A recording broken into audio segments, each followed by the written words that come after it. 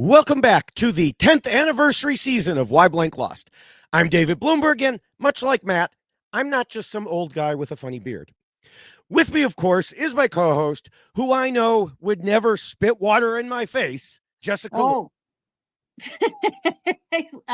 Yes, so I thank you for that welcome, but also yes, no, I'm not spitting water in anyone's face. Even if they ask me to, which allegedly there was a request there for the spitting. No. Yeah. But yes, hi. Yes. And our first special guest for this season is the one and only Chappell, who I'm pretty sure stole my shoe before we started recording. Yes, but just the left one. And I only threw it over there, and I'm sure you'll find it. And then I'm going to do it again. And then I guess I'm going to run out of shoes eventually. I don't know how long this bit is going to keep going, David, but I'm happy to be here. It's amazing how you could do that through the magic of the screen. Exactly. Yeah.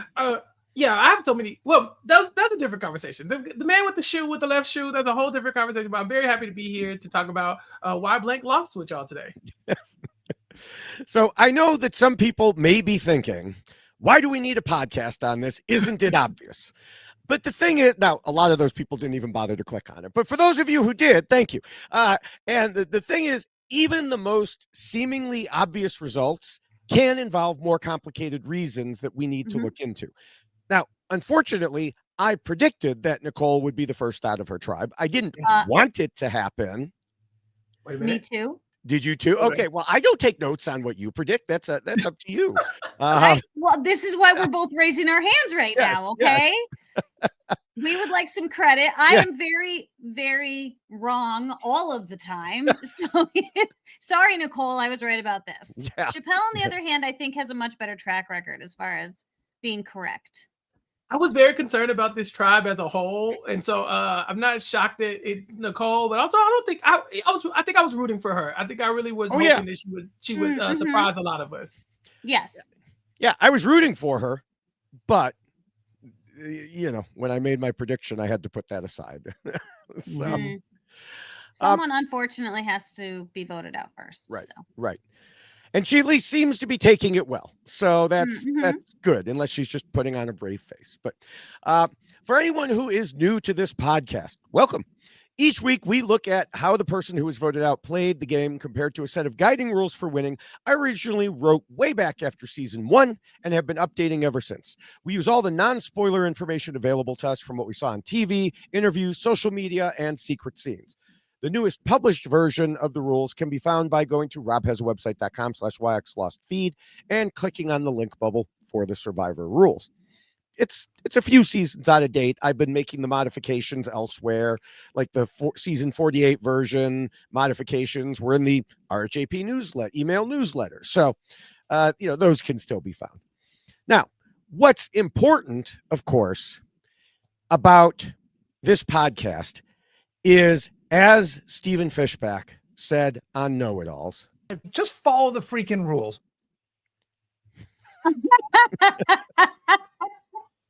So it was nice of him to make that quick guest appearance here, just promoting that. Follow the freaking rules. Yeah. And so also, before we get into it, if anyone hasn't already, I encourage everyone to listen to, or better yet, watch the Why Blank Lost 10th anniversary special podcast we did about a week ago in order to find out more about how the podcast came to be, behind the scenes stories from myself, Jessica, Rob, and much more. So definitely tune into that. And the reason I suggested the video as well is we put up some pictures dating back to when I first met Rob, when I first met Jessica. So lots of interesting stuff there. Nice little stroll down memory lane. Yes. And can I tell you, I didn't mention this, but I was very nervous to meet you.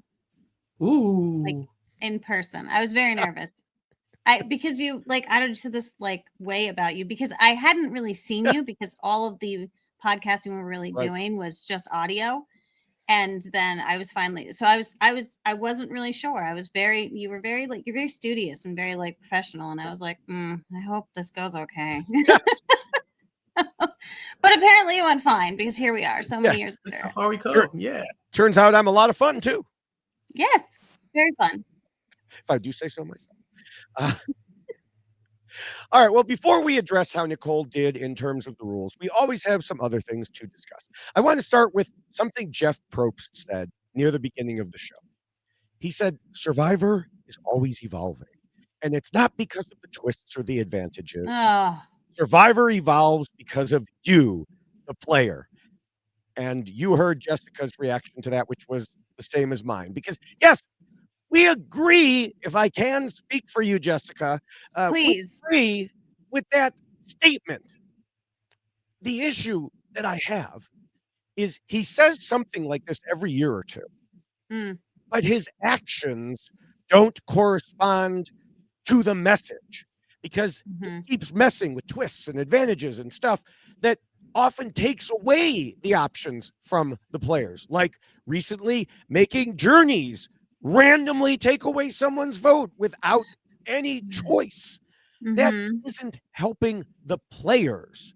That isn't making Survivor evolve because of the players. That is hurting them. So if you're going to say players make the game evolve, let the players play. Let them. Yes, let them. Please. This is certainly a soapbox we've been standing on for a long time. I can appreciate a very fun twist or a new little thing that gets added to the game, but it needs to be little and simple and not overwhelmingly all the time. It's just there's too much, and I've said it a lot. I won't kvetch too much right now, but yes, it's just too much. It's too much. I don't know if you want to join us on this soapbox or not, Chappell.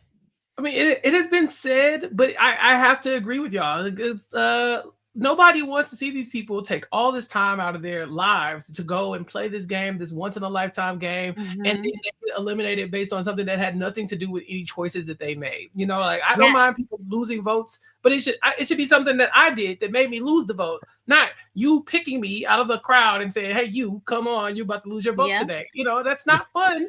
It's not fair, and nobody said Survivor was fair, but also it's very inconvenient. You know, like people dream of this, and then you turn it into something that like is not even fun. And so I just feel like, you know, we got to support these people who go out and give us the show, because you're going on a limb even doing this and being televised for it. I mean, I don't talk about that enough. Yeah. Choice is really the key word. It needs to be a choice. If you want to include those twists, fine, but it has to be the player's choice, 100%. Right. Now, we saw actually a good example of letting the players play in the supplies challenge. Now, I will say I don't even like the supplies challenge to begin with, because it's one of those things that Jeff has messed up that impacts negatively on the ability to play the game. Either if, you know, oftentimes, as you know, someone you know quite well, Chappell, found out, if you're picked to go out there, and also even if you're not the one picked, if your person doesn't get it, then it hurts your ability to play the game because you don't have a machete, you don't have flint. But what Rizzo did in this challenge was great, because Alex finished the puzzle. Rizzo was absolutely clueless. So he just ran over and started copying it piece by piece. There's no rule against it. Production let Rizzo determine what he wanted to do in terms of whether or not there might be social consequences later. And it was just smart thinking. Yeah. And it was entertaining too. I will say that was quite fun. Jessica, I have a question.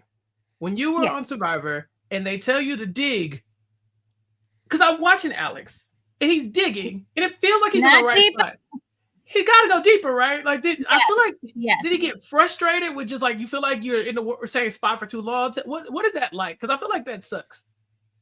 The sand sucks a lot. I'll just say that. I almost drowned in it. Oh, where's my other video? Hold on. No, we're not. We can move on from that. I do think that it's one of those circumstances that when you're out there, you don't realize the enormity of some of the things that you're doing. And in that moment, you're having that realization like, oh my gosh, that is so much higher than I thought it was going to be. or, oh my gosh, this is so much heavier than I thought it was going to be. So in every challenge, I think the safest bet is to always assume you have to dig deeper than you are. You have to climb higher than you expect you're going to. You have to swim farther. Everything is much more expansive. And so if you go into this challenge, like he's running because he knows how to run, right? Like he's practiced. He mentioned that cardio, the whole nine. Like, this is nothing. Digging in sand you don't do every day. So it's one of those circumstances where that's where it's really going to be hard. And I think those challenges when people are digging in the sand are the ones that tire you out the most. So I don't know, maybe prep work, start digging in sand before you go out there and dig deep, because you need to. Because that is the one component that I do believe with the challenges, they are as hard as they appear. 100% difficult. Yeah. Add it to the list. Dig Yes. deeper. Dig in the sand. Jeff even says it. Alex must not have listened to Jeff all these years. He yells, dig deep. It's right there. Mm-hmm. Yeah.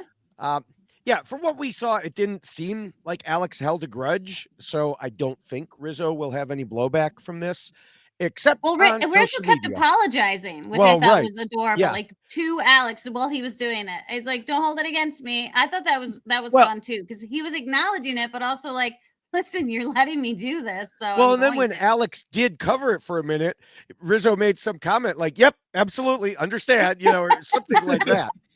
Now, people who did not understand were, as I predicted. I said on Blue Sky, I said the casuals are going to go nuts and complain that this was cheating. And lo and behold, Facebook is apparently full of people just doing that. But if there's no rule against it, it's not cheating, people. And this is by no means the first time someone has copied a puzzle. I mean, it may be the most blatant and the most involved because, quite frankly, of how bad Rizzo is at puzzles. Like, he literally had to bring over the puzzles and like match piece for piece. And also, combined with how bad Alex was at digging in the right spot and therefore allowing Rizzo to continue, and also Alex not destroying his puzzle. So all those things combined to make it take up a lot more time and I think draw more attention from the casuals who got upset about it. Well, and I think there's an added component here as well, because not in this particular challenge, but in multiple other challenges from other seasons, they have actually provided a thing to cover your either puzzle with or the number combination with. And if you forget to do it, it's free game. I mean, you can go and look and nobody stops you. They didn't do that here, but you can certainly make your own rules and throw a shirt over it if you happen to have one. I know Alex wasn't wearing one. Maybe he had one with him. I don't know. But those are the types of things you have to think about in a game like this, because they do provide these things in other challenges because they expect people to cheat. You hear it all the time. People are like running over, like peeking. Right. It's not cheating because it's like, I got to win. And so I'm going to do whatever I can. So yes, I'm going to step over and I'm going to take a look at this, at what they're doing and how they're putting it together. Alex did not cover his puzzle with his body longer than he he can only do so long, right? But yeah, I think that that's something that you just have to kind of think creatively about, and Rizzo was doing that. He was being very creative. I don't want to be that guy. Be that guy. Let me be that guy real quick, because this is the Rules Podcast, and I actually came in here with a bunch of rules questions, and I've been talking to the perfect two people, okay? So here's my issue with the rules. I don't have any problem with someone looking at someone's puzzle if they don't cover it up. At some point, I was thinking, Alex, you know where the X is, just taking the puzzle apart. Come on. So this is avoidable. Choices were made, consequences, all those things come from the choices, fine. But where is the limit? Because let me take you back to Survivor, 46, where Maria is about to win Survivor, and then Liz and Kenzie double team her, and she goes and gets her puzzle piece and brings it over and stuff like that. It's like, there's no rule against it. But what happened to standards? What happened to the country I used to believe in? When did we start doing this? I mean, that's a whole different podcast. That's a whole different podcast if you want me to answer that question. But I'm just saying, there's got to be a line. Well, I think the line is whatever Survivor production tells you, because we had, I don't remember who our guest was that week, but I know that we had discussions about that. And yeah, because the following episode, Jeff even said, and this is an individual challenge, no help. But until he says that, you know, I mean, it's kind of like when Rachel tried to steal the rice. Well, if they hadn't caught her, you know, she got it away with it in her pocket. Now, that's very different than, for example, if you're in pregame Ponderosa and the rules are no talking, and you're talking, and you're talking, and you pass notes, and you're told to stop, and you double down on it, and they boot you the hell out of Fiji, which is apparently what happened to 2 players. So was it notes? It was some combination of talking and notes, I think. I'm not sure. Oh gosh. And here's the other thing too, that since we're talking about rules and things in relationship to playing the game, you are on such a short leash when you're out there, and you are so afraid. I was at least very afraid I was going to do right. I was so afraid that I was going to do anything that could potentially negatively affect my ability to be out there, that you end up being cognizant of everything that's going on around you. It makes you pay that much more attention. So if somebody is doing something they're not supposed to, you notice, and then you're like, are we allowed to do that? And then and it is a very interesting dynamic to see unfolding, because people are trying to test that limit. Like, how much can I do? Can I smile at this person? Can I indicate like something I'm eating is delicious? Can I like point at certain things? Can I like hang out by the pool closer to someone than I normally would? And it really does mess with you. So the fact that they go through such pains to provide rules to you and how you have to play the game, if there is no rule in place, I'm sorry, but yeah, you got to take advantage of it, because they are so regimented in everything that they've structured. And like David said, if they don't like it, they'll tell you the next time, and they'll be like, yeah, nope, can't do that. Can do this. One of the things we complained about was with Chrissy and Ben, when like the letters were upside down, and like, she, you know, and like it was okay to have one particular letter upside down, but you couldn't have an upside. It was like a U wasn't, but an S was okay. And I was like, well, that's silly. Like, you can't do that. That's a double standard.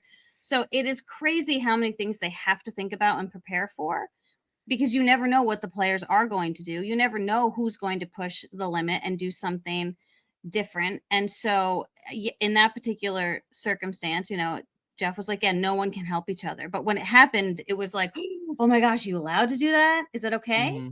But it all depends on the season, and it depends on what Jeff wants to make of it. So go for it. Ask for forgiveness. Yeah. You know? And this is, you know, this is why, I mean, I spent, you know, 30 years, my career, much of it writing and enforcing rules. This isn't just my, you know, the podcast version. This is what I did for a living. And so this is why I have said before, Jeff, hire me. I can read over the stuff that you do, because we see the loopholes. We see where you have miswritten things on advantages, or even in situations like a challenge, for example. Hire me. I'll read over it. I'll find those loopholes and close them for you, because I am used to it. So yeah, I came here with such, I came here so prepared to ask so many questions. I'm so happy that you guys brought up this Ponderosa rules, because I was like, Jessica's here. This is perfect. Jessica, do you remember your alternates from your season being around? Like, I know that that's like a thing in this season. There's a lot of alternates, but do you remember like seeing them, and maybe, because for me that would influence me to not talk as much, because I would think I was replaceable if I saw, you know, next up sitting over there. What was that experience like? We didn't have any. Oh my God. There was, and this is my theory. We had 20. And if something went wrong, we were no longer going to have 20, and they were going to figure it out. But like, we literally had 20. And so I was doing the numbers the whole time. I'm like, okay, is it, I think it's 2 tribes of 10. And that's what I had kind of like determined, because there was nobody that was like causing me to feel a particular way that like they don't necessarily belong here.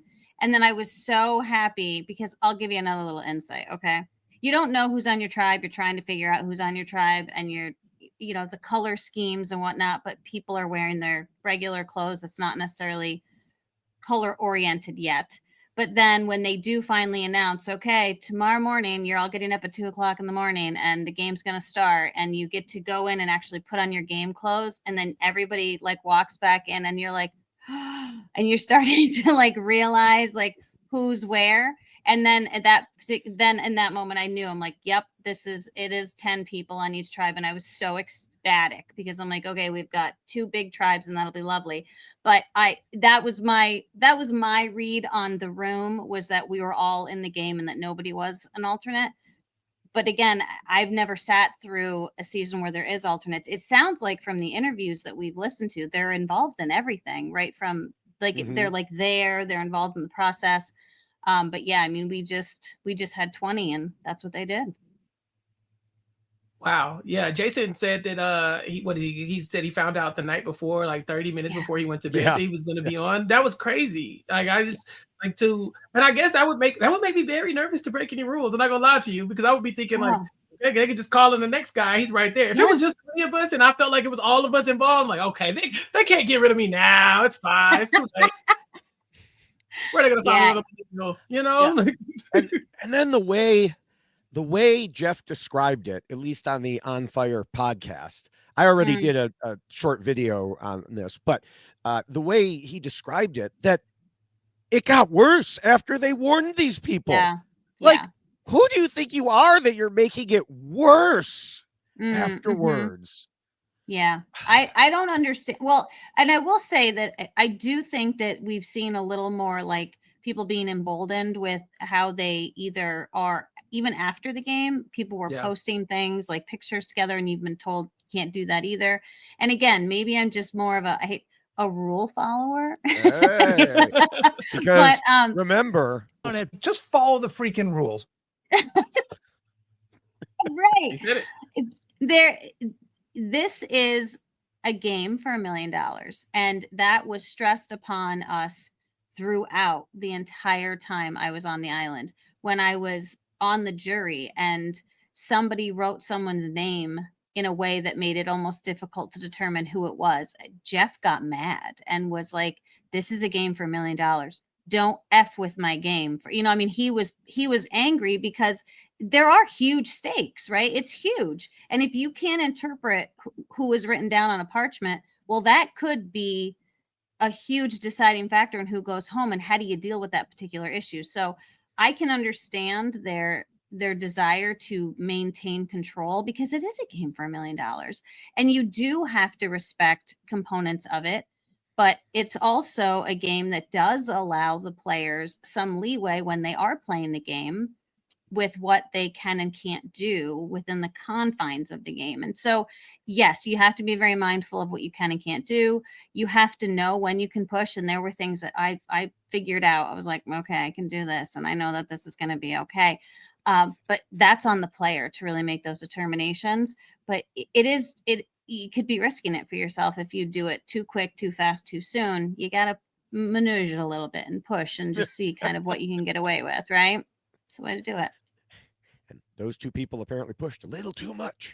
Well, I can't. I'm stunned. I was, when I heard that, I'm like, what a heartbreaking thing to know that you brought upon yourself. I can't even begin to fathom what that would feel like. Like, I'm going to be on Survivor, and then like, yeah, guess what? No, because you can't keep your mouth shut. Yeah. Sorry. Yeah. Terrible.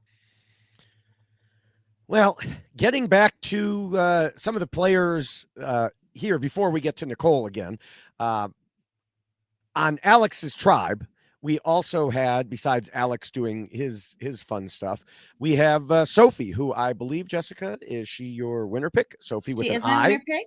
Yes, Sophie with an I, just an I. So she is doing a good job to, as she said, be everybody's best friend. Like, even when Jeremiah asked her if she believes in astrology, she made me cheer by saying no, but then also knew that within the confines of the game, you need to, well, as we say, pretend to be nice. So she added next, oh, but I love to hear about it, which nobody loves to hear about it if you're not into it. Let's be honest. It's like, I was going to start naming another bunch of things, but then I realized I'll just annoy those people. So I'll stop there. But honestly, it's probably better than I could have done in that situation. And she also got her Meat Shield alliance going, just like she planned, which we will, you know. All of my predictions relative to the pre-game Ponderosa discussions was exactly what we saw play out here. Yeah. We had the 4 that came together and Annie and Nicole on the outs. And We'll get to that that. is We're why not there yet. I know, but this is why I hate 6-person tribes. Can we stop doing this? Yeah. Please. Yes. That's another soapbox. I'm sorry. Yes. Now, on another tribe, one person that I thought had a good chance of being voted out first has been doing better than I expected, and that is Shannon. She managed to share some of her beliefs and do yoga breathing stuff without going completely off into la la land like Stephanie did last season. Don't get me wrong. If I were there, I would be rolling my eyes so hard, kind of like Savannah was doing. But others seem to be accepting her, or again, as Savannah was doing, willing to ignore the weirdness in order to use her as an ally. And I just think that Shannon is keeping some of it tucked away because, after all, we haven't seen any mention of AI Jesus. I'm just sitting here thinking about the woo-woo breathing. Yes. Yeah. She's funny. I'm pleasantly surprised with what we've gotten from Shannon because I definitely thought she was first boot. Now, mind you, they did not lose, so we don't know. Maybe she could have been, but she's not. So there you go. We got a little bit more data on someone like Shannon moving forward. Yes. And she seems to be integrating herself well too, because there are groups forming. I did appreciate the little segment that we saw where everyone was kind of trying to decide who was going to be the 4 with the Red Tribe. I thought that was nice because it did give you a little more insight into what people were looking for and what their focus was going to be. So that was lovely. But I was very surprised that so many people were leaning towards a Shannon, and maybe it is because has I guess maybe a positive energy and they're not necessarily worried about gameplay with her, and maybe that's what they're focusing on. But first episode, lots to go. We have a lot of things to still see. All right. Do either of you have anything or anyone else you want to discuss before we move into the rules for Nicole? Chappell? Yes. We have a lawyer here. Yes. Yes. Okay. Hear me out. How do you feel about people lying about their occupations? Like some in the situation of like Nate and Juwan, I really feel like if Nate was to go to Juwan and say, I do this, I'm a Marvel guy, I do this, but I feel like he's got Juwan at that point. He's never going anywhere. He's never going anywhere.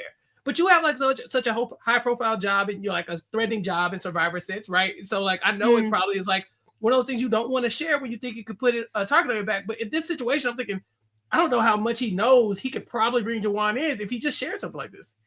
Well, and that's a really great point because when I was going into the game, I decided I'm not telling anyone I'm a lawyer because there's that there's the initial thought process that is associated with being a lawyer and what we do and our abilities to kind of formulate arguments and think through things analytically. And so I was like, I'm a photographer because I used to do photography. So I knew I'd have that backstory and I could talk about it.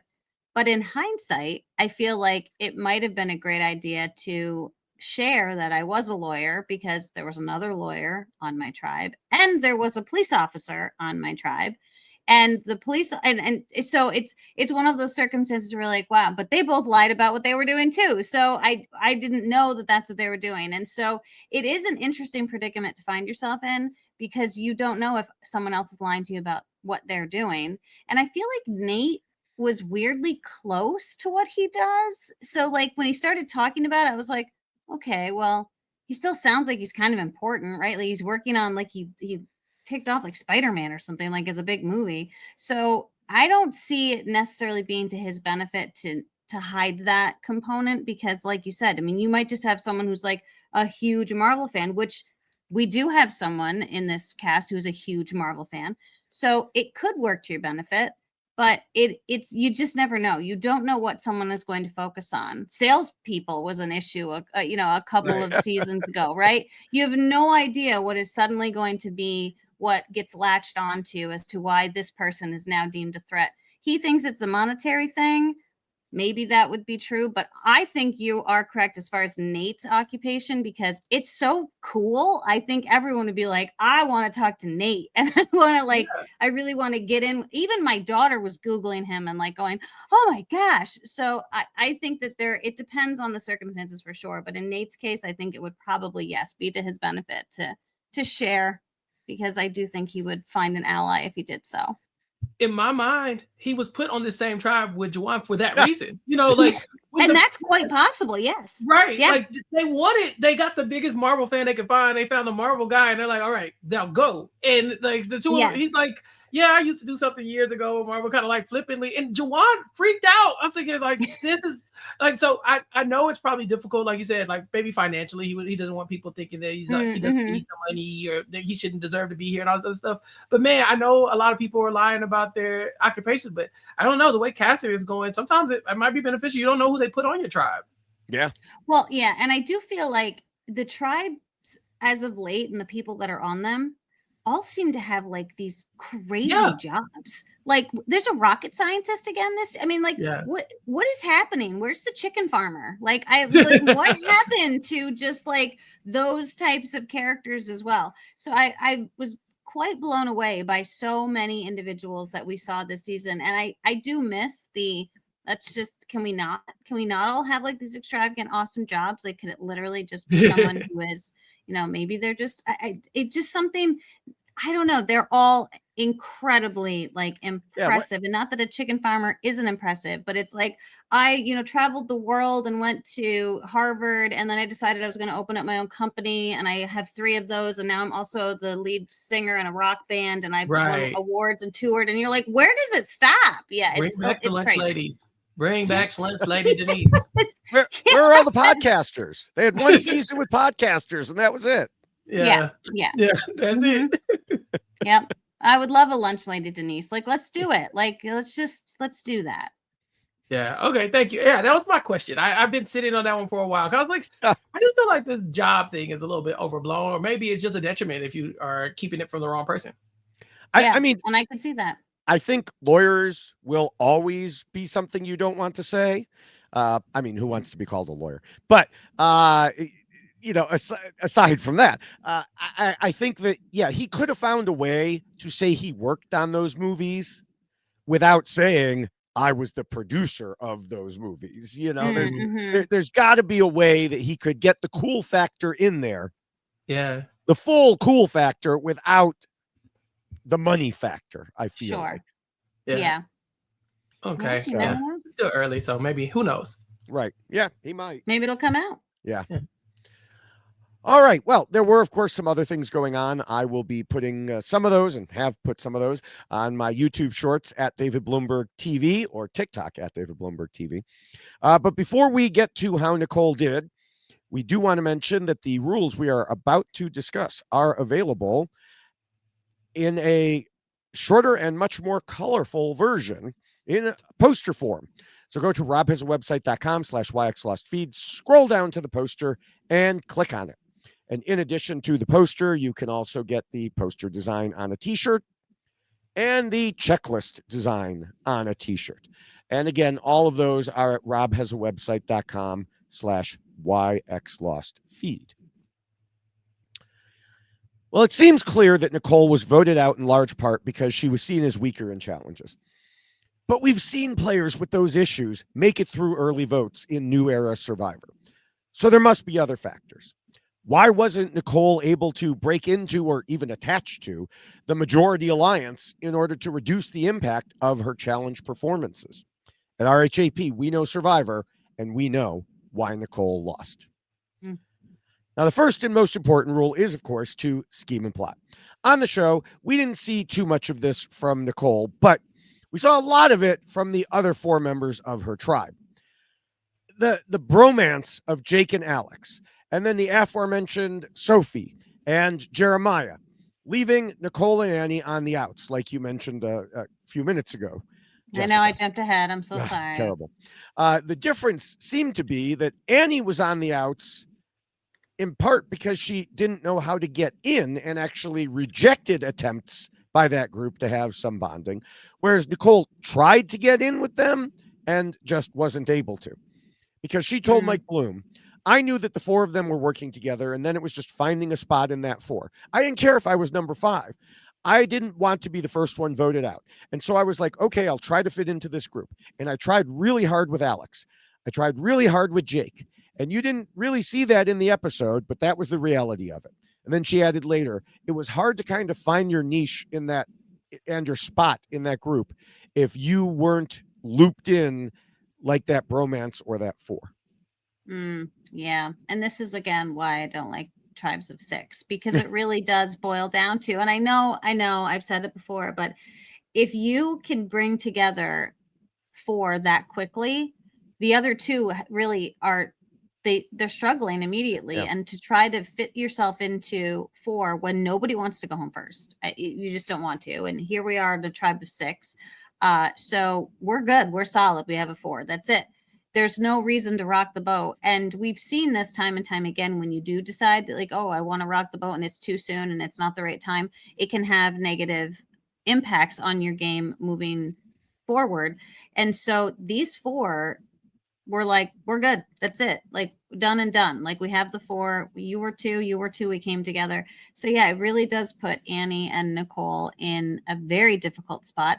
And I don't know if there would have been necessarily and even Annie tried. She's like, well, if I talk with Sophie about the idea of us being the next targets, and then all of a sudden Annie's like, oh yeah, and then we can get one of them out, and then all of a sudden that worked against her too. So you just never, even trying to infiltrate the 4 became a problem for Annie, although she didn't find herself being voted out. This is tough. This is real tough, because I don't know how I feel about a lot of these perceived alliances happening so quickly when you have, like you said, there's 6 people. And if you can identify who the people are you want to work with, even at, I don't know, Ponderosa before the game, pregame or something like that, if you're already looking at the type of people you want to connect with based on challenge strength or whatever, you can see the body types, who you think would do well in league. Somebody like Jake, he's probably a first round draft pick for a lot of people as far as like who I would want to work with or want on my tribe, because I feel we're not going to lose as much. So you see like Jake eyeballing Alex as somebody he wants to work with. He had never even seen Alex. He was already vouching for him. Like, oh yeah, Alex, when he gets back, we got a bromance going. I was like, when this show just came on like 13 minutes ago, how do you have a bromance with this man? But those connections were already being made, and it already put Nicole and Annie at the bottom of the pecking order. And then now they have like the unenviable spot of trying to fight out of that deficit that they didn't even start on the playing field with everybody else to begin with. So you got to win every challenge. You got to be a star. You got to make somebody else look bad. Somebody else got to screw up just for you to have an even playing field. When I believe you don't all meet each other on the mat. Y'all have been, Sophie had been plotting on Jake for days. She said it in her interview with Mike Bloom. So I don't know. I feel I ain't like this. I need more people on the tribe, because I don't think this is fair. Yeah. I mean, that's exactly it. Was the foursome was pretty well set before the game even began. Because in those pregame interviews with Mike Bloom, Jake said he wanted to team up with Alex. Alex basically said the feeling was mutual. Sophie wanted to get Jake wrapped around her little finger. And Jeremiah thought Sophie was his ride or die. How do you have a ride or die just by looking and smiling at someone? Yeah. And those are the 4. Look at who the majority alliance is. Meanwhile, the people who had good things to say about Nicole, they're on the other tribes. Yeah. So she was starting with this disadvantage, and she tried to get with the foursome, and she said in interviews that she put a lot of work into trying to build a relationship with Jake, and they just didn't jibe. It's funny because I thought they would clash for a different reason, which was that the preseason, Jake talked about how he was going to play an honest game, and Nicole said she was clearly not there for that honesty BS, but that never even had a chance to come up from what we saw. No, there was a lot of bromance talk going on. Yeah. A lot. I mean, it does make me wonder a little bit. So when Jeff was talking about the pregame stuff, he said after they booted the 2 rules violators, other players said, thank you for doing that. We saw it happening. One of you brought it up earlier. We saw it happening, and we were wondering, do we need to do some of this too, just to, keep up with it? And it makes me wonder, did a little bit more happen than usually might when it comes to winks and nods and high fives and fist bumps. And yeah, I am curious. It is interesting because there did seem to be a very strong connection almost immediately when they came together, and I am wondering what the circumstances were as well. Yeah, prior to. A lot of people were mirroring their good vibe people too, and that's what I say. I came here with questions, Jessica. So like, the one tribe, MC is brand new or whatever, and Sophie S is there. I think MC was the alternate that they brought in to I think replace him. But even in their interviews, they mentioned each other as the person they were vibing with. I was like, huh, that's crazy that you're like, yeah, I don't know her name, but she's the black lady, and I don't know her name, but she's S is her. I'm thinking, how much of this connection is happening in Ponderosa? So, Jessica, my question for you is, when you were there, who do you get good vibes off of? Was David Ray already looking at you like, I got you one day? Oh yeah, it is. Well, you have a lot of time. That's the first part, and you have a lot of time to just sit and look at people because there's nothing else to do, and whatever you brought. So I had like a notebook with me, and I wrote down a bunch of stuff about a lot of people, and I gave them all like nicknames and different ways to remember them.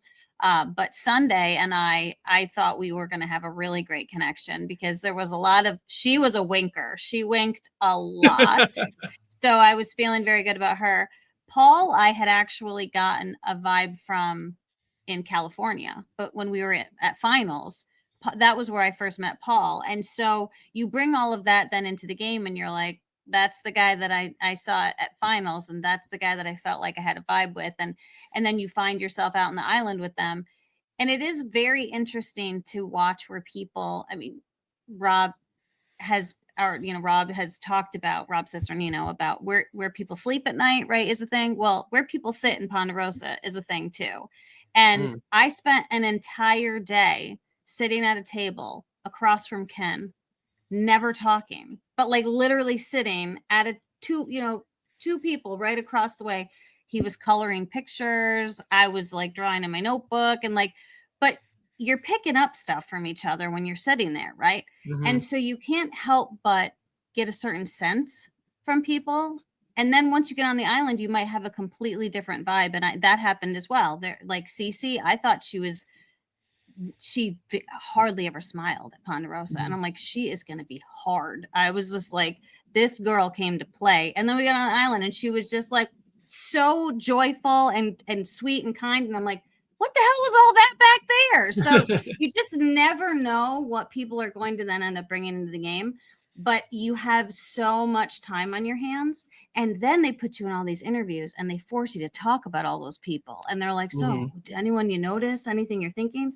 So I'm not surprised that people can pick up on those vibes because you are literally in a confined space being forced to not talk to them, and so you have to do anything else you can to try to figure out who that person is. And it could be how they sit, what they're wearing, how they carry themselves. Are they kind to the staff? And you hear people talk about it now in the interviews all the time pregame. So I'm not surprised, but if you had two people pushing, it does make me believe that there was probably other pushing going on too, because again, people are going to do what other people are doing.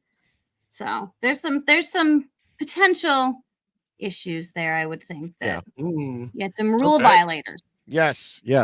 It does make me wonder. Obviously, Mike and Dalton and I think it might have just been those two, had to remove any mention of the people who were booted from pregame interviews. I have to imagine that they had to edit those out because they wouldn't have been gone before the pregame interviews, and someone might have been saying, oh, there's this person with these initials who's there.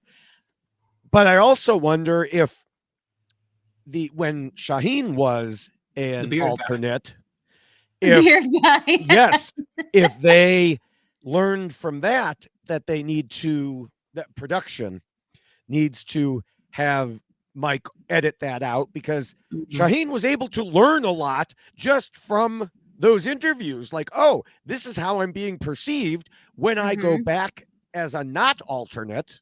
I need to alter the way that I'm behaving so that people don't get these negative opinions of me. Yeah, Gotcha. it's fascinating. It's fascinating. Okay.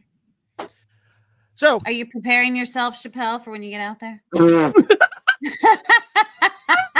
Survivor 51. I have a phobia of sand. Yeah. So I think I'm good. No, then You you would not be digging deep. Yeah, no, Not be digging deep. I have a phobia Christina has a phobia of birds. I have a phobia of sand. Let me know when they go back to the Amazon. I'll sign up. I'll be waiting for that one. Yeah. Yeah. So yeah, getting back to Nicole, one other person that she was trying to get in with was Sophie, but I don't really know what was happening there. She told Rob they never got together because Sophie already had stuff going on with Jake and Jeremiah, and I think that might be it. You know, Sophie had pre-made her plans, and Nicole wasn't a part of it. And the thing that's a little interesting here is Dalton Ross reported that Sophie said in her voting confessional, "I am sorry, girl. If you're not with me, you're against me. You just weren't loyal." Now, that's kind of a strange thing to say based on what we saw and know. I mean, I don't. You just weren't loyal.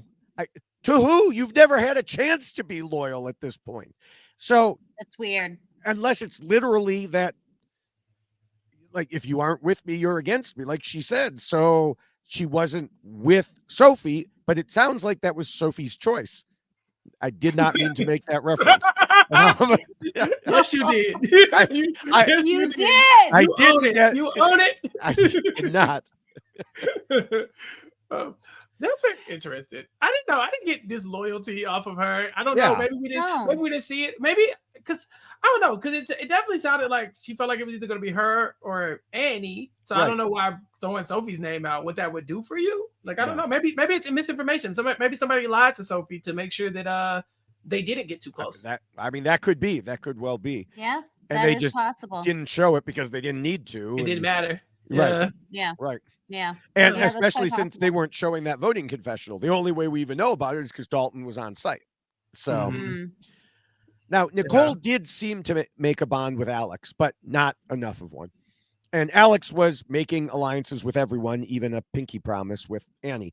The others clearly knew Alex was tightest with her because Jake told him to make Nicole feel comfortable, and he did. All the way up to tribal council and the vote itself.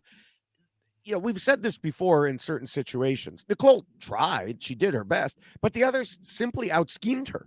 As she said in her interviews, and which we'll discuss in more at length in Rule 7, if the scales had tipped to more than 50% chance she was a target in her mind, she would have played her shot in the dark. But Alex reassuring her moved it in the other direction. Yeah, no, good gameplay on the 4.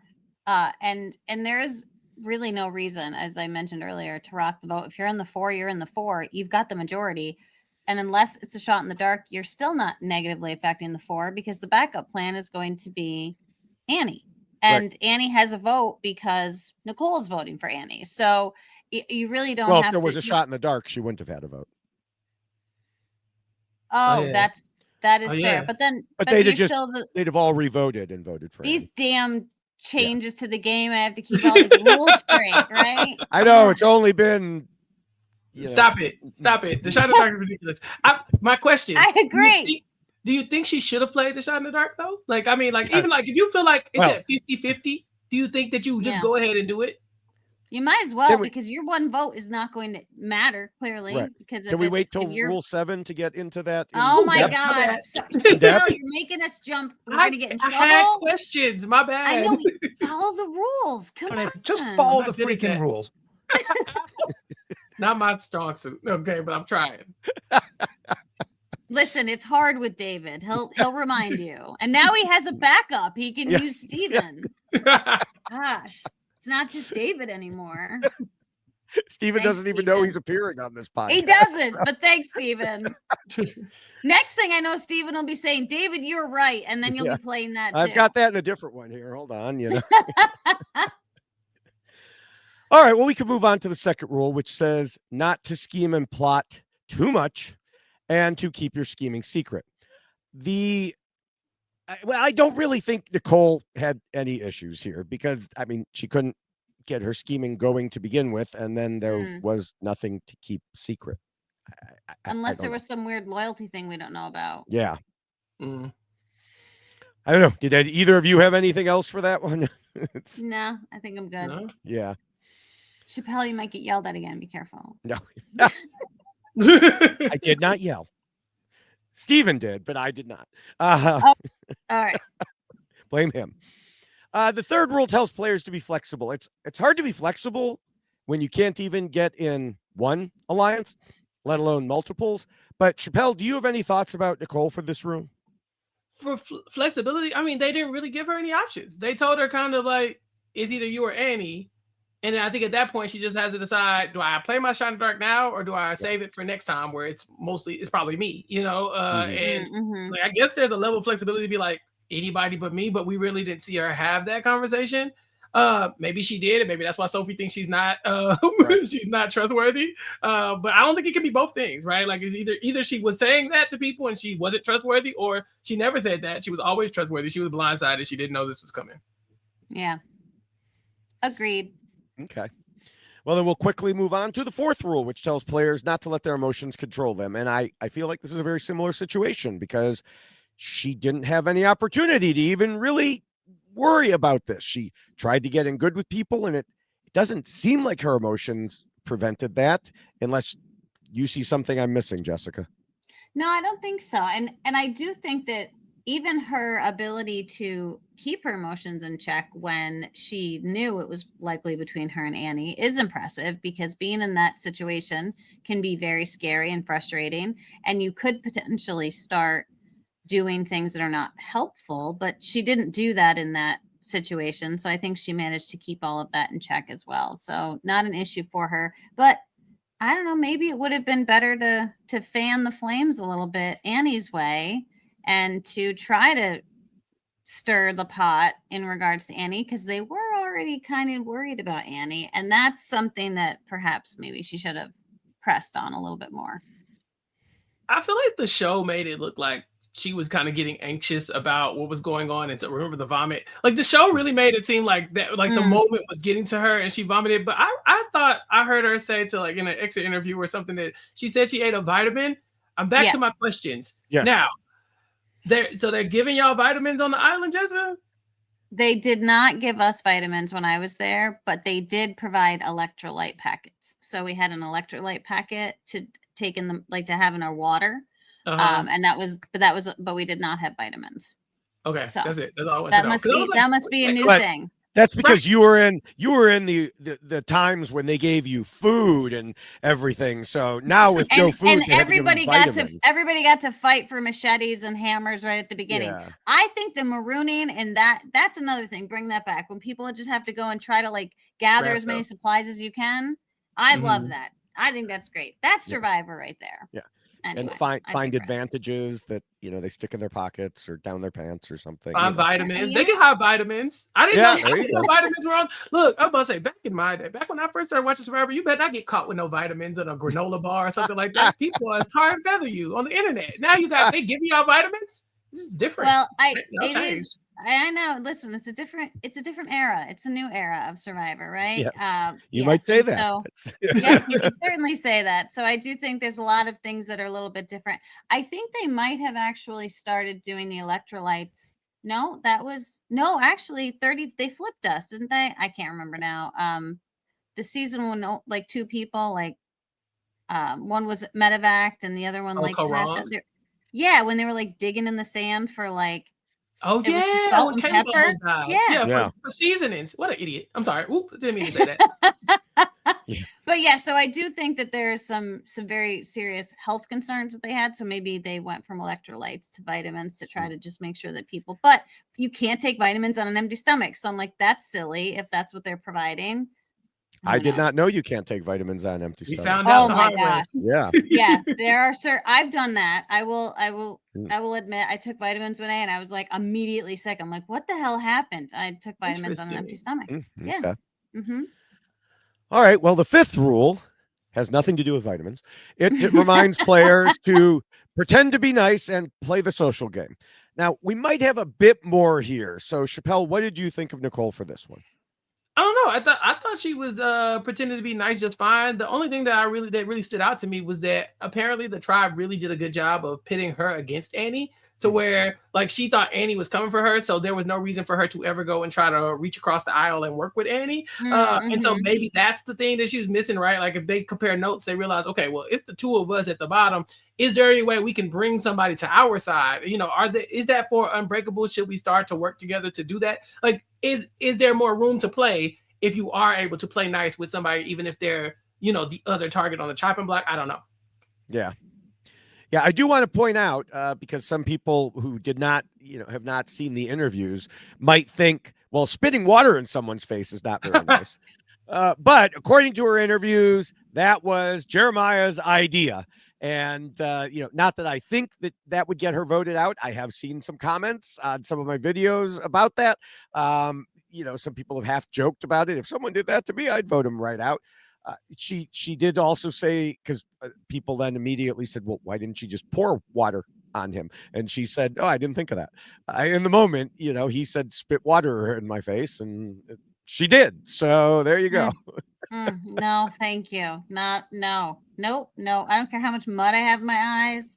I'm not asking anyone to spit water. I might say, could you pour water on my face? Yes. But yeah, no, not the spitting. That's okay. In your season, Jessica, it was the opposite. No one wanted to come near your eyes. So nobody wanted to touch me. So you had enough problems without somebody spitting in your face. That is true. Fair point. I was listening to Rachel Lamont talk to Rob, and she said that in her season they were told they couldn't wipe the mud out of their face. And I thought, what do you mean by that? Like, why would Jeff tell you not to wipe the mud out of your face? And I guess they want the shot of them. Yeah, after they get birthed through the mud or whatever. I guess Jeff really wanted the shot, so he's got them. And I guess it makes sense considering nobody's wiping their faces off if you watch those scenes. But Rachel said in her interview with Rob she did this week that they were told not to. And so I was like, is this his way around it? Like maybe if you just spit the water in my face, like I don't get in trouble. Fascinating. But also, what could you get in? Could you really get in trouble for wiping it off? What Jeff gonna do? He's gonna take your. It's like when you teach a dog. He's gonna put you back in the mud. Yeah, he's gonna take your face and put it back in the mud. Say, I said to keep the mud on your face. But that's what I'm saying. What are you gonna do? This is one of the times where I think you got to bend the rules. Like, okay, he told us not to do it, but like, you ain't gonna get voted out because you wiped the mud off your eyes, right? Yeah. Yeah, I mean, I don't know. Some things get him very angry. He's. I feel like I feel like that may have been an overabundance of caution to, if he said don't wipe your face, to not even wipe it out of your own eyes so you could see. I'm pretty sure you could do that. You don't want to be walking around with your eyes closed. This is not a blindfold challenge here. Yeah. I just thought that was such a crazy rule to have. Like, don't do that. Why? Yeah. Right. Blind? Well, Jeff likes to birth them through the mud. So now, the shot. Yeah, there is another thing I want to discuss here. It mostly fits in this rule, and that is Nicole's preseason statements about body language reading, following some similar things she said in this episode. In our preseason podcast, I let the stuff go that she said about reading body language, even though I normally will criticize people who say they can do it, because whoever you are not nearly as good as you think you are at picking up body language. Whoever you are, however good you think you are, you're not. So just stop it. Don't rely on that for any reality TV show. But she said it as part of learning to lip read and her hearing problems. And so I gave it a pass. I was like, oh, maybe there is something to that. If you have hearing problems, then you do get to read certain things. A couple people even messaged me to say they were surprised that I didn't mention it, because it is something that I commonly talk about. And I guess I should have, because in the episode, Nicole told us she was trying to figure out who wasn't telling the truth. For example, if they weren't making eye contact with her. And if she got any inkling, she would use her shot in the dark. And then we saw what looked to me like some really awkward conversations where the body language was not comforting. And yet she believed them. Now, of course, we know the editors specifically picked the scenes showing the most obvious signs just to make them stand out. But still, we saw Jeremiah telling Nicole she was so strong in the puzzle. And she even responded and said, well, actually, I botched it. And he just kept complimenting her, and she bought it. She was close there. She knew that he wasn't telling her the truth. And yet, once he layered on more, he went along with it. And she didn't get an inkling. And there we were. So again, people, you cannot rely on reading body language.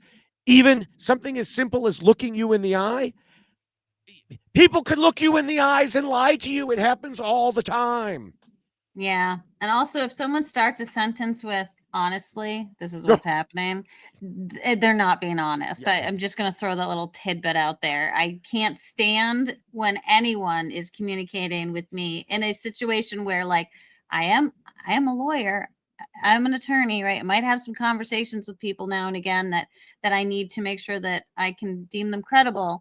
And if I hear, all right, honestly, I'm like, okay. Yeah, now I'm suspect. Because if you have to say I'm being honest, then maybe you're not. Maybe you're not. Okay, but Jessica, I trust you with the body language thing more than I would trust most people. I know David says that if you think you can read body language or whatever, you're probably not as good as you, but you work with these people. This is your thing. You talk to these people all the time, these people who might not be credible. Did you feel like it was a big to you on Survivor? Because I know, everyone's lying on Survivor, but do you feel like there's like a baseline level of like it was beneficial for you? Or is this just something like once you get out there and everybody's hungry, it's hard to tell? I think it is a combination of those factors as well. I think you're more likely to be able to make those judgments in Ponderosa when people are being fed and people are in a different headspace. Once you get out in the island, I think it's harder to do, but it also, I think, depends on the person. And some people that I played the game with, I think, had a really good ability to respond in a manner that seemed like credible. You could say, okay, I believe that person. And then there were other people that you're like, yeah, no, this is clearly not the truth. But some people are just very good at it. But the elements do take their toll and can make people feel and act a way that they normally wouldn't. And some people adjust really great to it, and some people don't. So it really is, unfortunately, very situational and very individualized. But if you think you're good at it, I would certainly lean into it a little bit if you can. But I do think in Nicole's situation, I agree wholeheartedly with David that she missed some what to us appeared to be very red flags. But for her in that moment might not have been, because she wasn't eating. She hadn't eaten in like 3 days. So that can also fog your brain a little bit as well. Yeah, and that's the problem with what you said, Jessica, about lean into it, is some people come in and they lean into it way too much. Yes. Whether it's on this show, Big Brother, The Traitors, whatever. Now, don't get me wrong. There are some people who are terrible liars. There are some people that anyone could spot when they're lying. But that's different than people who are like, ooh, they blinked twice. Yeah. That means that they're lying to me. They looked me in the eye, so therefore they must be telling me the truth. No, again, you can look someone in the eye and lie to them. I bet every one of us sitting on this podcast has done it at one point or another. I might have played Survivor and done that. And for a long time, actually, so that's definitely tough. I feel like, so to me, I feel like this strength is something that you need to establish a baseline for at first, like when meeting these new people too, right? Like, so like day one, you don't know them. So you don't know what their natural body language is. I feel like after a week, that's fair. If they start acting different, you know what I'm saying? Like that's when this kicks in. I just don't think Nicole had enough time if she has that superpower, to get there to use it. I think day one, maybe this person just doesn't make strong eye contact. Maybe they're just kind of jittery. Maybe they're hungry. Like I feel like after a week, and now that's half the game. But after a week, I think maybe once jury hits, you're right there.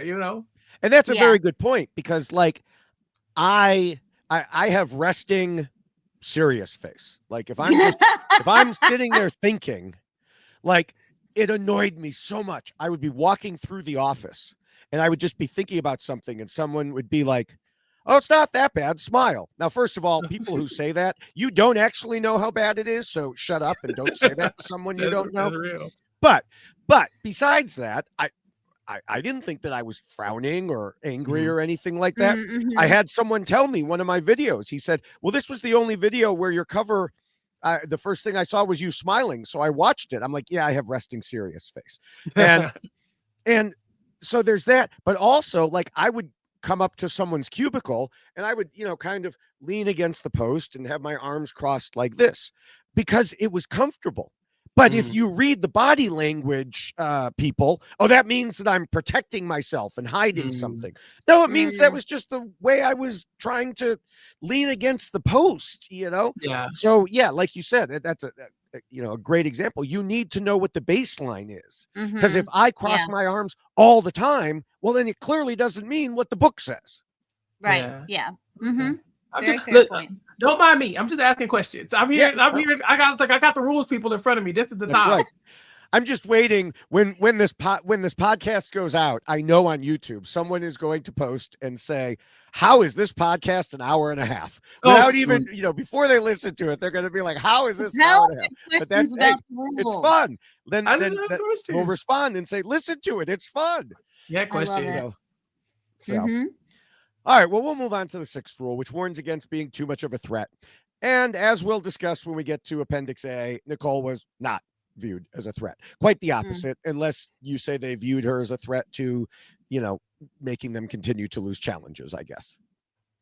Yeah, I mean, and this is an interesting component of this rule as far as the 4, not that she could have threatened, but that 4 is solid. And so the 4 doesn't want to mess with the 4. And so the other 2 individuals are somewhat of a threat to that 4. I mean, they were talking about Annie and how they were worried about Annie coming up with some plan to vote one of them out. And so that is something that I think that group is going to be mindful of. If it's going to negatively affect their ability to move forward together, then, there could be a threat factor there. But again, when there's only 2, there's not much that the 2 can do to the 4. So, right. Yeah. Math. All right. Well, the 7th rule, the long-awaited 7th rule, covers idols and advantages and game mechanics. And the first question, to keep you waiting just a little longer there, Chappell, is, did she look for idols? And indeed, Mike Bloom asked her that. She said, we went on a group hunt for the immunity idol at one point, which is terrible. I mean, I understand why the others did it, because they're a group of 4 and they don't want Annie and Nicole finding it, but it's still terrible. And she said, can I jump in here? Do it. Sure.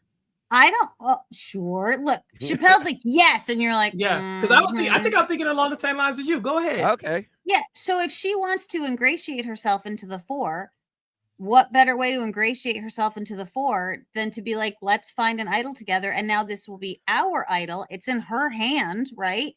And then they're going to be less inclined to vote her out if they know she does have the idol, and then Annie goes home.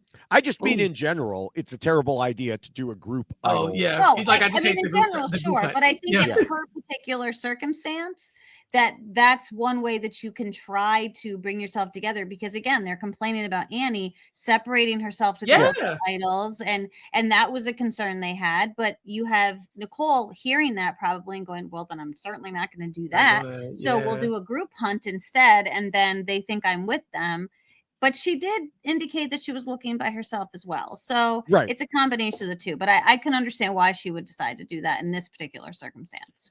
Yeah, and that was the rest of it. She would, she said she tried to look for an idol while Annie was napping. When she ran off to get water. So, even when they were building the shelter. So she tried, which means either she just wasn't successful or production had not put them into play yet. Because I know that's one thing Rob had discussed, I believe on Know-It-Alls, was, no advantages, no idols at all in the first episode. What is this? Is this new era Survivor? What is going on here? Going back to regular Survivor. Well, do we think they wait to hide the idols still? Like, I just thought that's old hat. Just like every time a season starts for episode 1, who's looking for it? Who's gonna find something? I was very surprised they didn't find anything, but it never crossed my mind that they might not have hidden it yet. Yeah, who knows? It's clearly not as obvious as the last times where there was like markings on the trees and clues and stuff like that. So I guess it's possible. I think Rob and Steven also discussed this, it's possible someone on another tribe has already found it. They just didn't show it because TV. Yeah, they'll wait until next time and then backdate it and say, oh, look, they just found this. So now we can move to the shot in the dark. Now, I do want to preface this discussion by saying, of course, we know even if she had used it, it would still only be a 1 in 6 chance of actually working.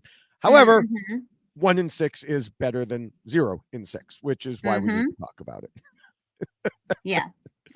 No, I do think that the numbers here were definitely not to her advantage. And either you're going to save yourself this time or it's going to be you next time if you're still looking at the same, which you will be, unless, I don't know, there's some weird twist, because that's possible. But yeah, why not just use it now and then try? You might as well try.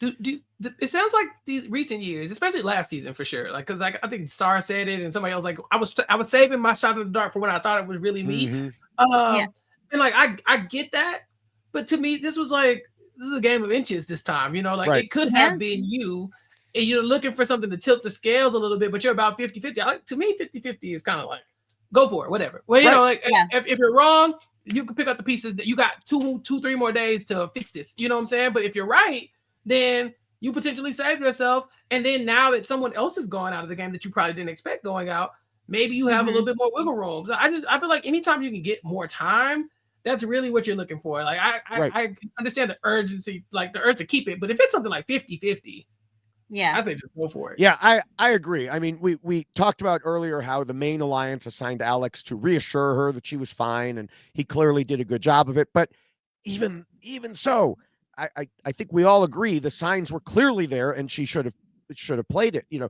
Jeremiah really said too much at tribal council. He revealed outright that they were comparing two people to see who was weaker. He even said that the person in question had no idea and thought they were part of the majority.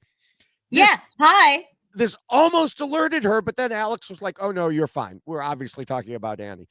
And Stephen brought up on know-it-alls. If you know you're one of those two people being debated, and Jeremiah specifically says the person who is going believes they're safe, I don't see how you don't play the shot in the dark. It's like describing, well, the person in question has long, light brown blonde hair with glasses and kind of a maroon shirt that says "Why blank lost" on it. But it's not you, Jessica. It's the other person who that describes. You know, yes, I mean, so very similar. I know we have heard from players in the past who say, "Well, I didn't want to show that I didn't trust them." But first of all, she didn't say that in any of the interviews that I saw. Second, she was already on the outs anyway, so it's not like she's losing trust. And third, like you said, Chappell, that's something you could deal with later if you happen to be wrong and you're still in the game. But none of that matters if you're gone. Yeah, absolutely. But unfortunately, she did not, and here we find ourselves. Yes, I have more. I got more questions for you. So when you're playing Survivor and you hear something like this at Tribal Council, a lot of it is theater, right? So a lot of this is people saying stuff to throw you off. How do you know in those moments, like, okay, is this something that not so much how did you know, but had you ever been in a situation where you heard something that sounded eerily close to this could be me, and it wasn't, you just had to trust the group? 100%. I had this exact thing happen when I did almost get voted out and I was saved by David, because I had Sunday in my ear. She was actually like causing I couldn't focus on what was necessarily going on over here because she kept telling me, she was like grabbing my attention and she's like, "Jessica, you're good, you're fine, like this is everything's okay." And she was who I thought was one of the closest people that I had out there. So I was really focusing on what Sunday was telling me, instead of like this weirdness that was happening over here with some conversations that were going on. And so there is a lot to be said about if you do feel a trust for that person, because the biggest concern I was having in that moment was I didn't have a relationship created with Ken or David at that point that I felt was as significant as the relationship I had developed with Sunday. And so when Sunday is telling me, we're good, you're with us, we got your back, and everyone else who I thought had my back was telling me the same, you end up like trying to believe in people, right? And you're like, "Oh, okay, well, there, this is my crew." And it is a game of trust, and you do have to put your trust into people. So I can understand in this moment for Nicole thinking that she could put her trust in Alex, but I think the biggest difference is she knew that she wasn't solid in that group before, whereas I had moments, and we actually had gone through votes together, and we knew where we kind of sat with each other, so that relationship had more time to build and be created, whereas here Nicole didn't have that. So I don't think you can put as much faith in this one person going, oh no, you're good, when you are very aware that it is either you or Annie, and you are even trying to suss out whether or not you're going home, and you're still on edge, and you're deciding whether or not to use a shot in the dark. So I think that putting too much faith in Alex was really a downfall, but great play for Alex, because he did exactly what he was directed to do by the other half of the bromance. Yeah, I think if what you have to ask, like if you have to ask, you might as well just play it. You know, like if like, how can they? What are they saying to you right now that they didn't say to you an hour ago? That is reassuring. Yeah. Like, no, it's not you. I promise. It's like, well, you already told me that, but right now I don't feel comfortable. Just do it. You know, I don't know. Yeah, and that's a great point. If you are in that moment and you're feeling that way and you have to ask, then yes, I think that is you're going to be in a tough spot. And again, it is all very situational and with what's happening in that moment. But Nicole, even going into that tribal council, said, if I even get an inkling, just a little bit, I'm playing my shot in the dark, no question. And then that's the inkling. She had the inkling because she asked. Right. There it was. Yeah. We literally saw it. Yeah. Right. Okay. And then, I mean, that's the other thing. Like you just said, what did he say now that is different? Because she said in her interview, I was 50-50 on playing shot in the dark. And when he said I was fine, that became 30%. I'll use it. So all it took was him saying, yeah, you're fine. What else would he say? What have you been saying? What else would he say? No, you better do it. I don't know. Here we are. You're good now. We decided just now sitting there. Listen, we did a little rock, paper, scissors thing over here. We win.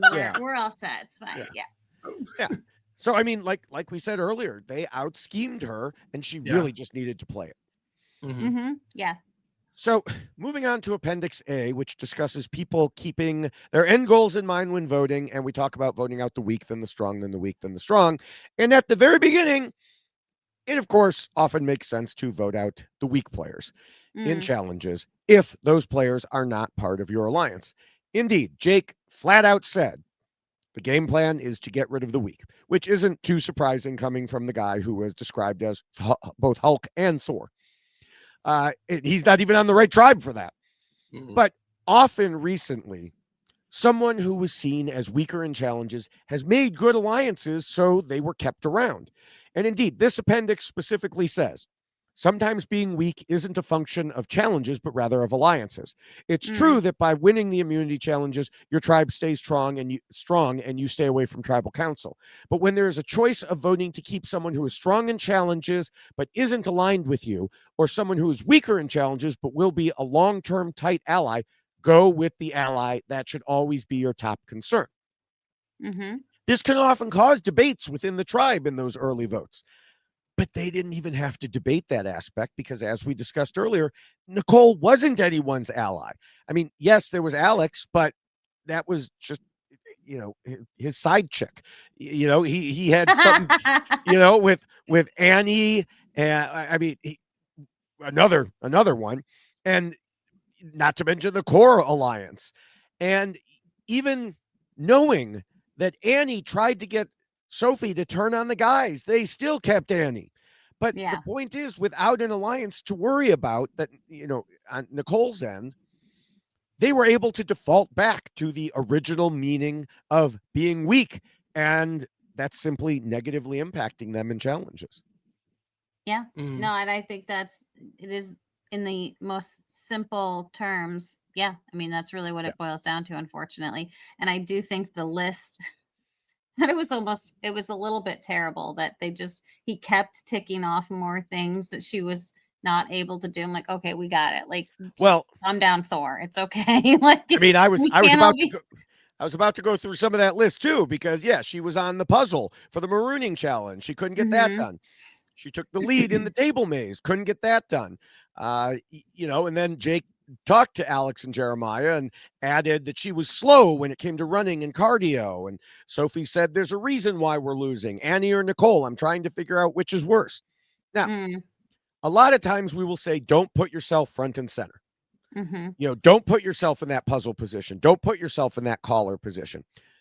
I do actually agree with what Nicole said in her interviews, that she felt she had to, because it's one thing to say if you have certain body types, like, okay, don't put yourself in there because maybe, you look like you can do other things.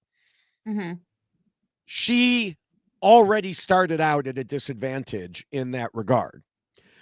And somewhat Annie does too, because Annie is a tough woman when it comes to a lot of the things she has done, but you can't necessarily tell that by looking at her. And so I think Nicole, it's kind of like we've heard this before from I'll call them nerdy contestants. You could take one look at them and you see, okay, they're not here as the muscle guy. They're not here as the social guy. They're here to do the puzzles. And so you might as well at that point just do the puzzle. Yeah. And then, for the second one, when she was the caller on the snake maze thing, she was trying to redeem herself from the other thing. So, and kind of hold her own future in her hands. So I am okay with her going front and center in those. Yeah. And I think that certainly makes sense if you are trying to make a name for yourself, trying to show that you are a necessity and should remain on the tribe. And if you become the hero in that moment, as Jeff likes to call that person, then great. But if you're not the hero, then it's really all eyes on you, because you were front and center in that particular moment. So it's a scary place to be. But in her situation, I can understand why she did it, because she needed that hero moment to try to get away from Annie and separate herself from Annie as to who can we say is weaker in the challenges. In that moment, she could have shown that it wasn't her, and then perhaps that would have changed things, but I don't know. Yeah, it's definitely not the first time we've seen people just try to make themselves look like an asset early on. And I think for people with specific body types, women, older women for sure get this a lot, where it's like they just are assumed weakness when you see them, or seem like, and it's like, obviously that's not fair, but it's still a deficit that she has to overcome. And so, yeah, I don't blame her for getting in that spot, but it's like, once you get in that spot, you gotta do it. You also cannot lose. It's like, it's the hero role for a reason. You get in that spot and you either you win it for everybody or you lose it and you take the brunt of that. And that's been going on forever with Survivor. I mean, remember, it used to be the map. Like, don't grab the map. You don't want to be the person grabbing it. You don't want to be the person because that person, we're going to blame that person when we get lost. That's the thing. But if you get us there, okay, it's fine. You're good. Right.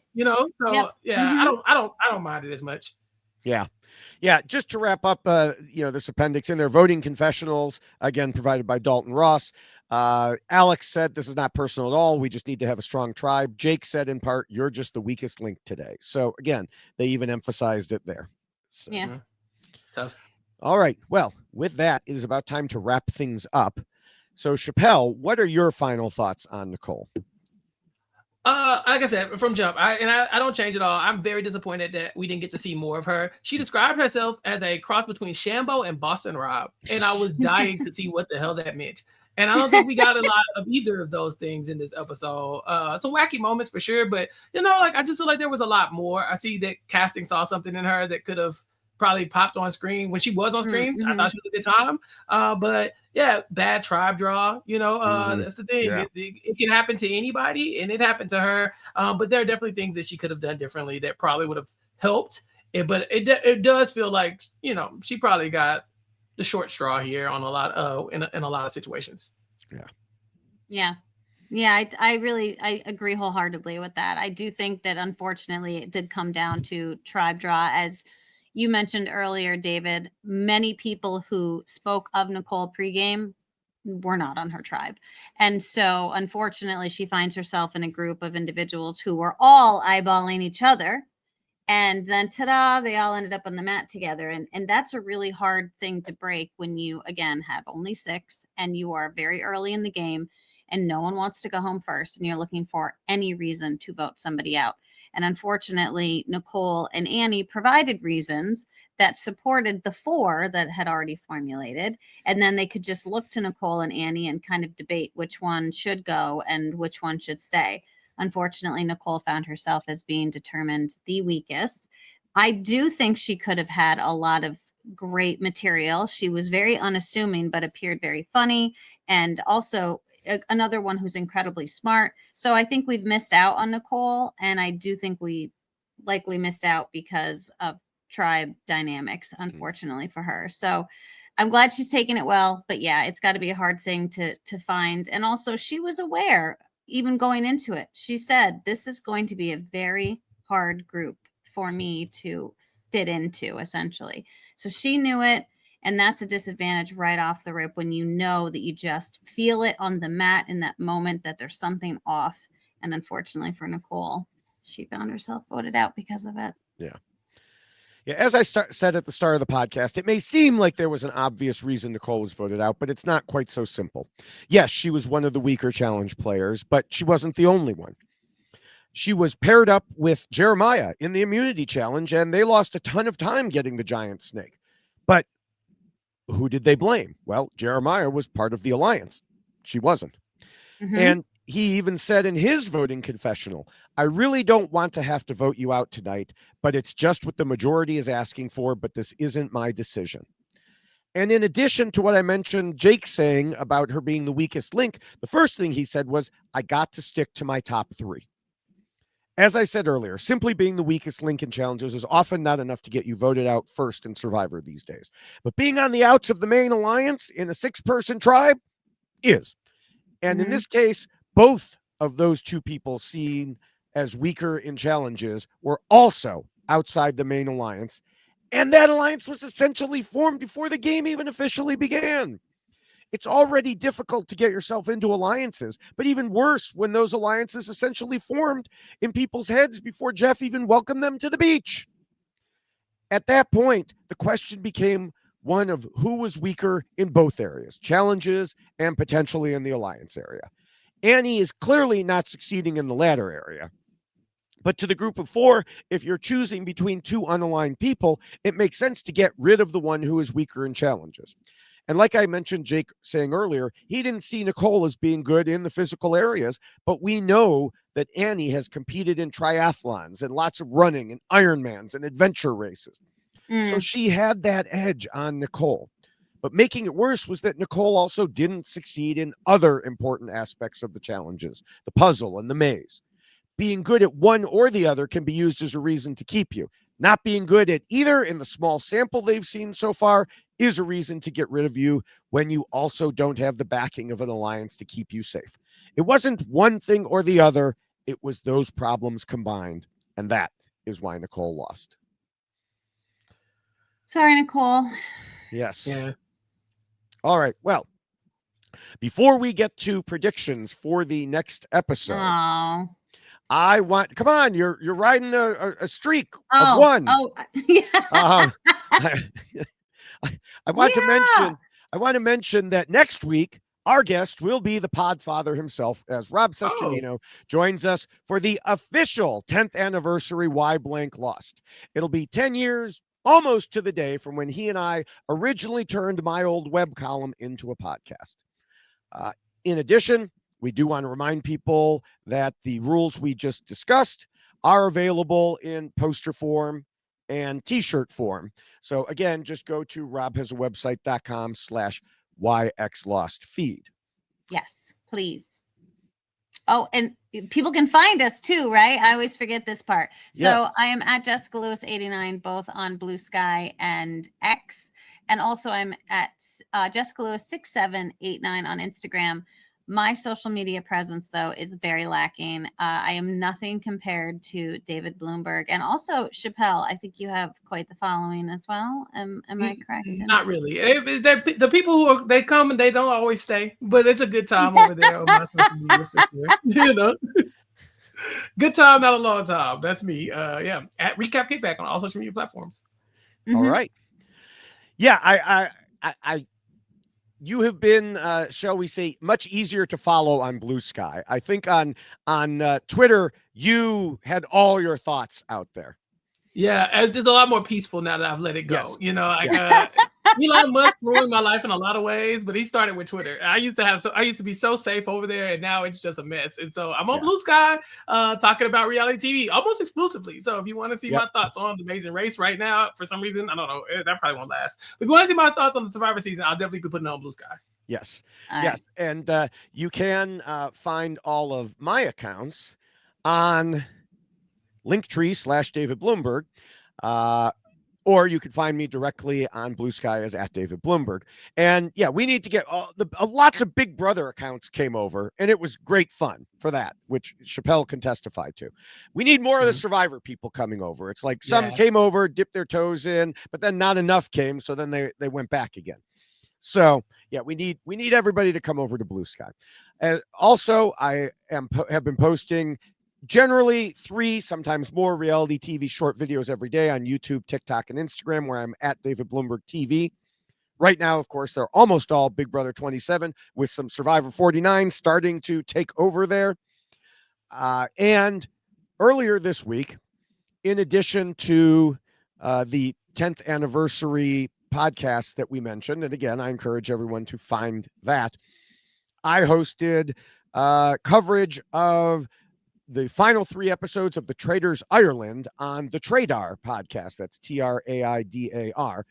And so you can find that wherever you get podcasts or on YouTube. That was a fun season of The Traders, and it had an interesting ending, so I enjoyed it. All right. Predictions. Who wants to go first? I'll go first. Okay, good. So it's fairly common in the new era to see one tribe just go down the toilet after losing a challenge because it keeps getting worse and they don't have a machete and they don't have flint and all those things. But this tribe has Jake on it. And I just think he will manage to keep them afloat, even though the evidence so far hasn't shown that. So I can't make myself predict that they will lose immunity again. I think we're going to see the Hina tribe lose. And yes, I had to look that up because I didn't remember. You think? And set up a situation where they have to decide if they're voting out Matt or someone else. I feel like we were set up to try to think of Steven as a possibility. I don't see it. They're not going to vote out Matt. Oh, I don't think so either. Hey, you're jumping ahead. The person I mostly worry about is Sophie with an E. And I say that in part from the edit because we saw so little of her. Now she was heavily featured in the secret scene for whatever that's worth. But without much more to go on, I'm going to predict we say goodbye to Sophie with an E. That's interesting. I disagree. Okay. But I can How dare you? Well, because I have to feel for the yellow tribe. Finally, we have a yellow tribe that is not like doing terribly. And I think part of that comes from the fact, and I'm going to stick by this. You have 2 alternates on that tribe, right? So True. they are like in it to win it because they were not supposed to be there. I mean, so I feel like they're doing great things. So I feel like it's not going to be Hina. I'm leaning more towards Uli, and I'm fearful for who I believe is your winner pick, David. Uh-oh. Yeah. Isn't your winner pick? Did you pick Juwan? I did. I feel like there was some emphasis on Juwan, and we saw a lot of the 4 being discussed with Uli, like who's going to end up in the 4. And I feel like that decision is going to come down to Savannah and Shannon as to how that 4 is going to. If Shannon votes out my winner pick, then this is going to be your worst case scenario. So I'm going to pick that happening because I just feel like it would be fascinating for me, who is always very bad at this, if I was actually correct and just created your worst nightmare. So that's my pick. Sorry, Juwan. It sucks because I agree with Jessica so much right now. I don't. So for the yellow tribe, honestly, The only reason why I push back against Sophie being the next to go is because she has third boot energy. You remember when the third boots would just be like, oh yeah, that's the third boot. You don't remember who that person is. They're just gone. Like, you never could tell me who the third boot is in any season. She wasn't in the episodes. They hit her, whatever reason. I feel like that's where she is right now for my mind. I see that. Although Yellow Tribe, like you were talking about, I don't know who they were ultimates for, but pour one out for those two people. But Jason and MC are like, they're challenge assets. Jason is he was like enjoying that puzzle. He wasn't over there struggling. And MC's like, she's ripped. So I'm thinking, I think that tribe's built for challenges. Yeah. The red tribe is the one where I'm thinking they're not so built with challenges. Rizzo's not good at puzzles. He doesn't look like the most muscle guy, but neither is Nate. I think Jawan is heavily probably the muscle there, but I don't think he would describe himself as like probably what he would think is the most physical asset on the tribe.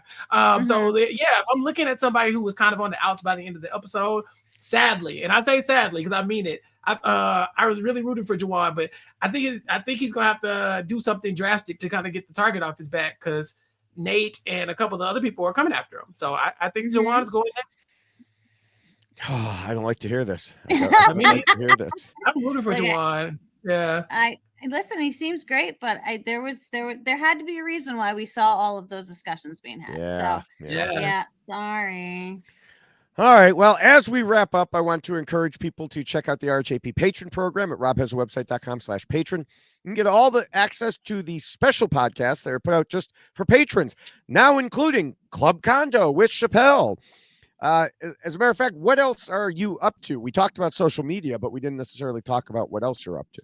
Well, Rob does this thing where I don't know. I guess I just be saying stuff sometimes and I run my mouth a lot and Rob just can't afford for people to come across it organically. So he puts me behind the paywall. I'm behind the paywall on the slop because it gets sloppy and nobody can hear what I'm talking about. And so now Club Condo, we're going to ramp it up just a little bit this time. And so Rob had to put me back there in the special perks section in the dungeon. And so you can catch me over there talking about Survivor. And not like this. It won't be rules based. I'll probably break a few rules every Monday for the duration of the season. So check that out. Yeah, that's where I'm at. Okay. All right. And in addition to lots of Chappell, you can also get the Facebook groups and Discord and just support shows like ours and everything on the network by becoming a patron at robhasawebsite.com/patron. Also, make sure you're subscribed to all of the RHAP Survivor podcasts by going to weknowsurvivor.com. You can, see all of the various Survivor podcasts from the Know-It-Alls, the B&B, Survivor Global, us, obviously. And so that's a good place to subscribe. All right. And we would like to thank RHAP, especially we have Scott and Jess who do the editing, not just for the Why Blank Lost podcast, but for all of the content that you do see, and the RHAP team that does exist as well. Such incredible content and so much of it. Like, I swear every year there is more things added, and it's just impressive that they're able to do all the work that they do. So thank you so much for all of the work that you do, and thank you to Will from America for the theme song that you do here on the audio version of this podcast. It's lovely, it's catchy, it's a great tune. And thank you, Chappell, for joining us here and discussing the rules. This is very rules based, and you only got yelled at like maybe once, so I apologize for this guy's behavior over here, but you did great. It was Steven. Oh, it was Steven. Okay, so Steven yelled at you, Chappell, when he's not even here normally, but he was here in spirit and video. So I guess we can go with Steven yelled at you today. But thank you, Chappell. This has been lovely. As always, we appreciate your questions. And, we hope that you can follow the rules even on Club Condo. If you could try, that'd be great. Yeah, Club Condo, there are no rules to Club Condo. That's the only rule. There are no rules. There are no rules. Yes. Yeah. Well, thank y'all so much for having me. This is so much fun. Every time I get to come, I'm sorry for the other people listening. Like, oh, Chappell's back. He's asking a bunch of questions. But I don't care. That's what I wanted to do. I have questions, damn it. And so thank y'all for answering them. I feel a little bit more comfortable now about why Nicole lost. All right. I love it. Yes, let me add my thanks as well, Chappell. This was a lot of fun. And thank you for starting us off with a bang this season. Thank you, of course, Jessica. And next week, as I mentioned, we will have Rob on. And also because of schedules, we'll be recording about half a day later. So watch for it sometime Saturday. And so until then, just remember, just follow the freaking rules. And we will See you in a week or on social media. Bye. Bye.